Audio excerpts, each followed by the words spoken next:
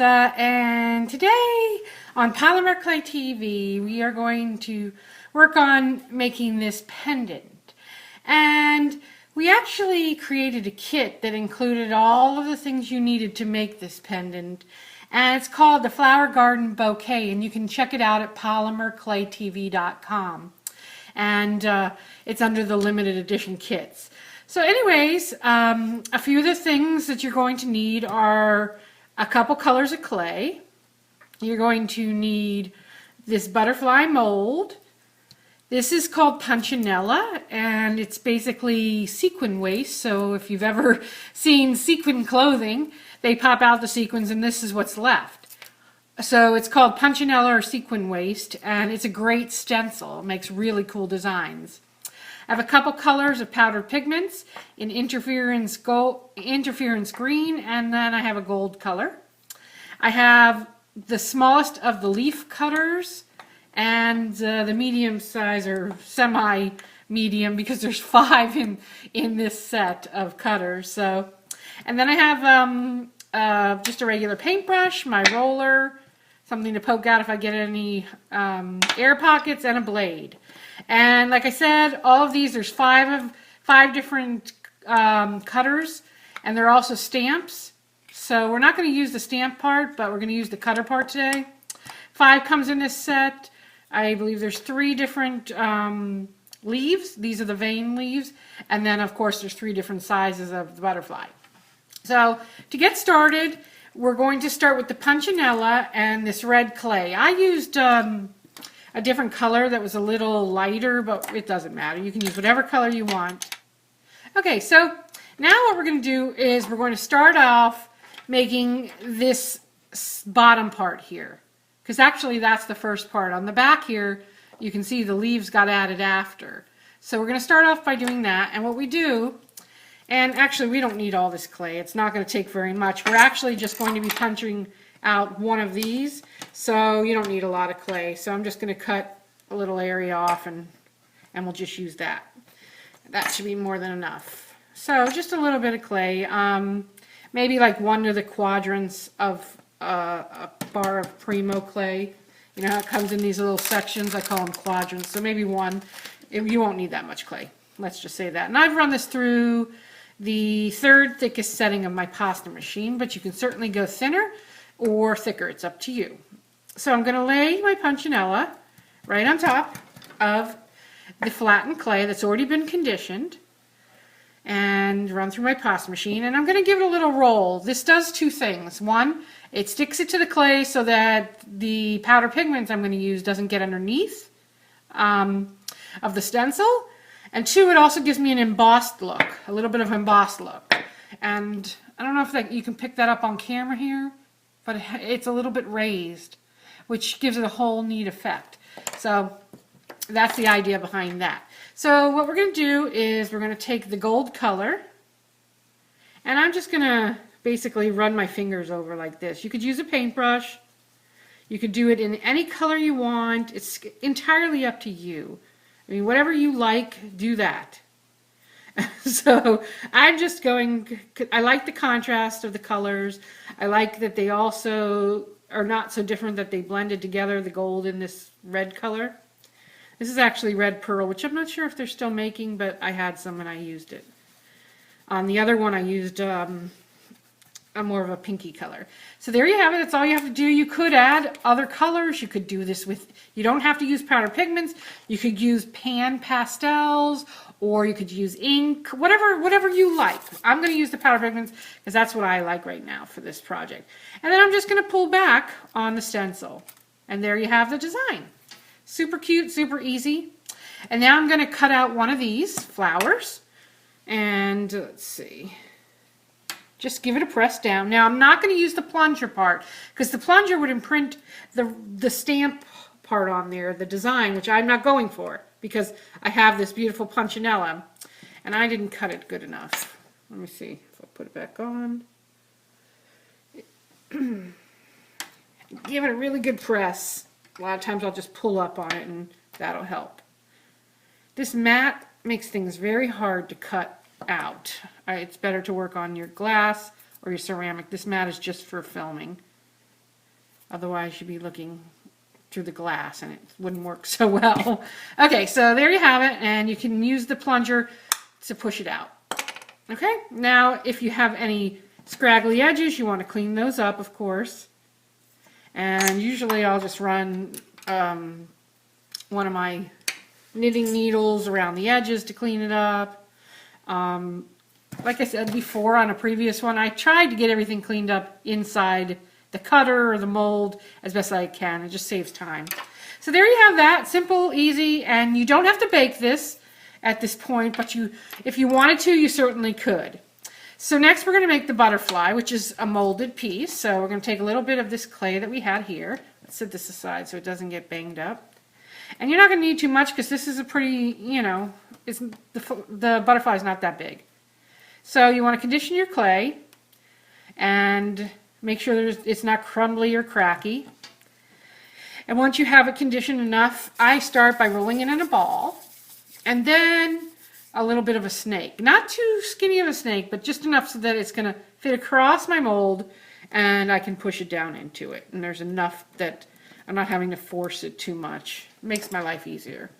I'm all about things that make my life easier. So then I'm going to use my rod and gently go over it. Also use the pressure of my finger and the heat of my hands to push it and make sure it's inside that mold. Then I'm going to come back and shave off the back. And any extra that's outside of the mold, I'm going to use my finger to wipe it away and get it cleaned up while it's in the mold. Oops, I just got rid of his body by mistake. All right, so I can fill that back in. So give that a little push and another shave. A little hair, shave and a haircut. All right, so I think that looks good, and now I should be able to unmold it with it being pretty clean.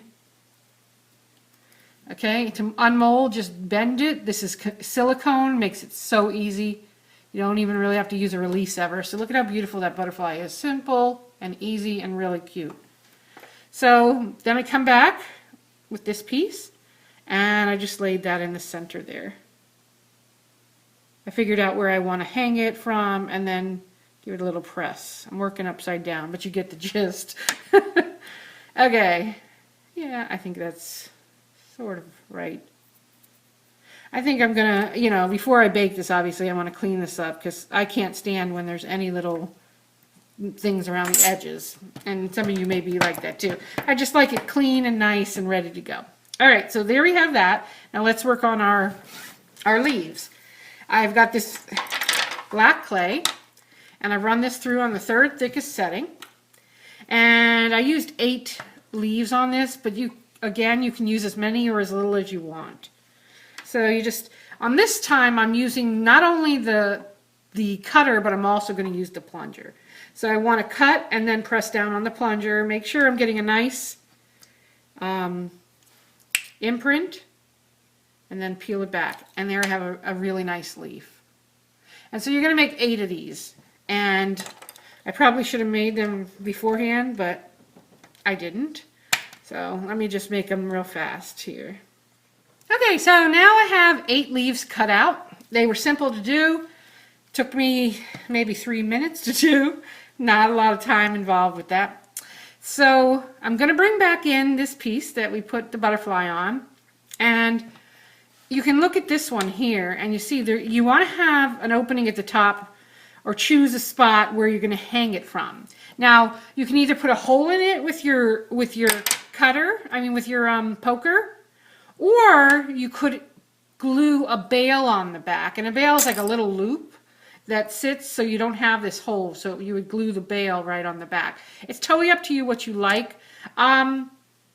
I generally don't use bails as much as I use holes, just simply because I think, I don't necessarily want to go through all the gluing and whatnot. It's just easier for me to poke a hole and be done with it. But it's totally up to you, and you get a totally different look.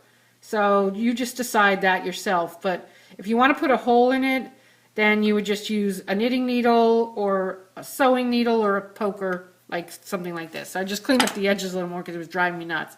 So anyways, what I start by doing is putting the leaves in between the flower petals, like so. And you can decide how far you want it to stick out, how far you don't want it to stick out, whatever, that's totally up to you. So I'm just going to work my way around, and I'm going in between all the flower petals. Now, mind you, I have not baked this. So you want to be gentle with it so that you don't distort everything. So just hold it loosely in your hand, and just keep going in between the different flower petals all the way around. And basically, you can see on the back, it's stacking on top of each other, like so. And you could even do it from the back. I prefer to do it from the front so I can see, you know, if everything's lining up properly. But you can certainly, you know, go and double check on the back and make sure as well. But, you know, it's just easier for me this way. But as I said, do what works for you. So I'm almost there. And here we go. And so there you have it. And that it's super easy to get to this point. If anything needs adjusting, go ahead and do it now. If you don't like where it's laying, then just adjust it the way you want it. And then now we're going to use the interference green, which is a powder pigment as well. And then we're just going to paint these onto the black leaves. And I'm not looking for a saturated color. I might even wipe a little off. So you could use your finger, you could use a brush. I'm kind of just looking for like a little bit of pizzazz to it, not a full coverage, you know. And the reason why I use black is because black, the interference colors and the powder pigments, it just pops on the black. It's just really nice. So that's why I use black. But you could use brown, a dark brown. It just looks better on darker colors. I mean, you see the coloration more on a darker color than you would on a lighter color. So just think about that when you're designing your piece. And so there you have it. It's super easy to do, like I said. And blow off any extras. And I think I just add a little bit of the gold onto the butterfly. And I did that with my finger.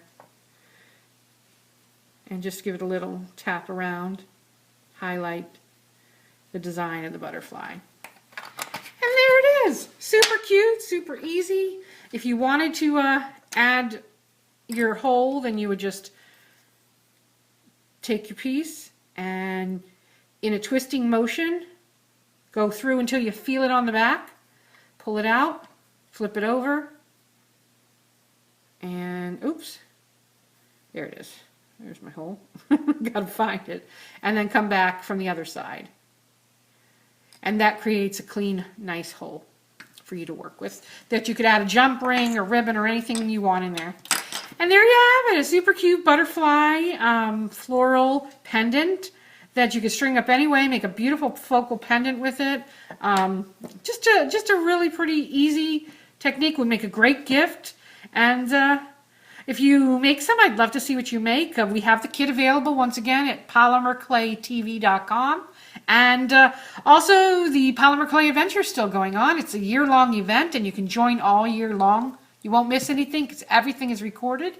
And you can reach that at polymerclayadventure.com. So thanks so much for joining me, and I will see you next time.